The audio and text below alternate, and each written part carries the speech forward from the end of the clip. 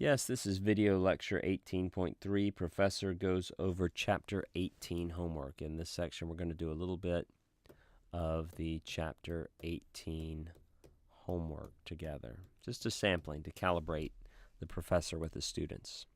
An exciting thing is happening in this chapter. An exciting thing.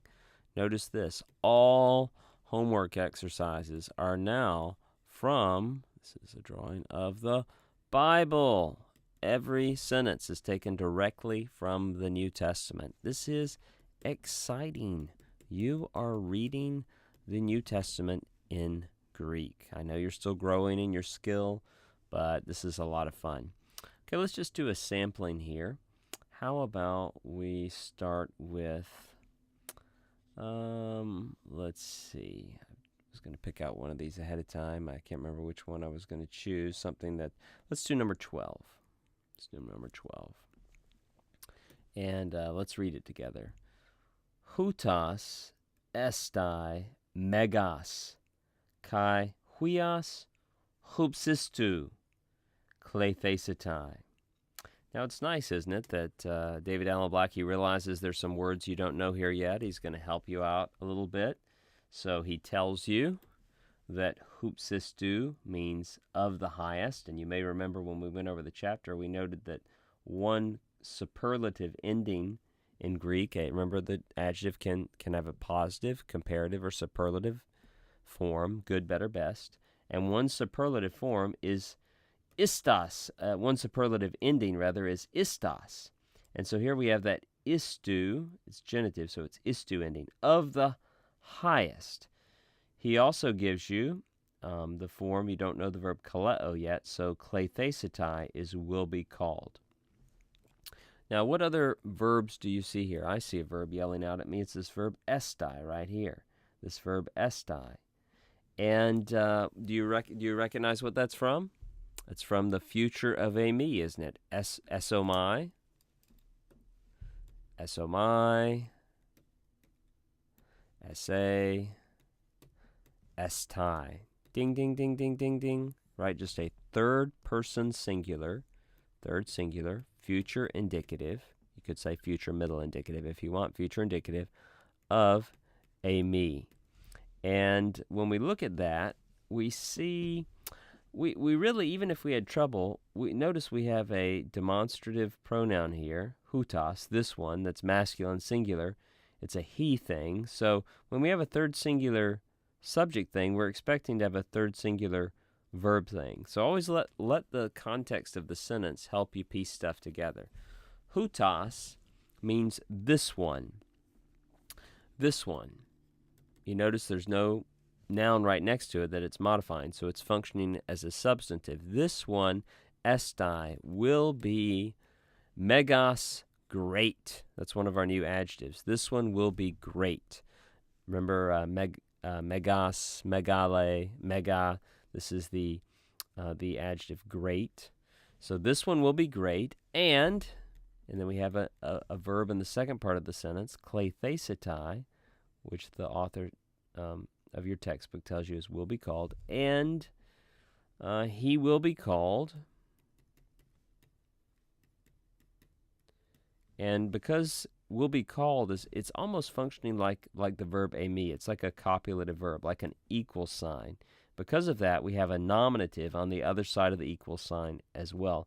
He will be called huios hupsistu, son of the highest, or son of the most high. This one will be great, and he will be called son of the most high, or son of the highest. Let's do one other one.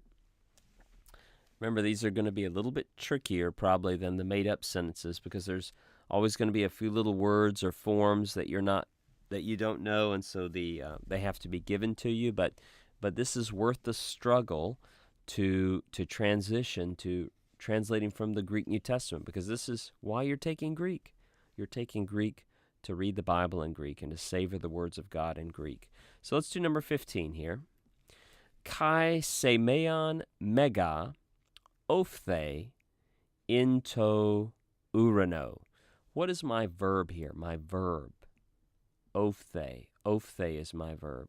You look at that, you're like, that's kind of tricky, isn't it? Yeah, that is it. And as soon as you see the theta in the middle of the word, though, thinking about Bill or Jim sitting there with their remote control, feeling rather passive. And in fact, when we see that the beginning of the word begins with a long vowel, we say, I bet that, I bet that was originally a shorter vowel, maybe an omicron, and I see that eta ending there. So I have what appears to be an augment, or the lengthening of a vowel, and I have a theta eta. This is going to be an aorist passive, and it's a bit of an irregular aorist passive, but usually the lexical form of it given is harao, or sometimes hoptomai, but harao. And so this is the aorist passive indicative. You look at that ending, eluthein, eluthes, eluthe, third person singular of harao. So just the verb will be translated he, she, or it. He, she, or it was seen. Right? That's the aorist passive of harao. He, she, or it was seen. And we're looking for some he, she, or it, and we find it right here, the neuter nominative semeion, modified by the adjective mega. A great sign, kai is and a great sign. And a great sign was seen in to uvrano, in the heaven. And a great sign was seen in the heaven. So please do these homework exercises with diligence and check yourself, your parsing, your translation. Thank you for your good work. Yes, this has been Chapter 18 homework. We've done a sampling of 2 verses together. It's exciting because we're translating from the Greek New Testament. So this is the end of video lecture 18.3. Professor goes over Chapter 18 homework.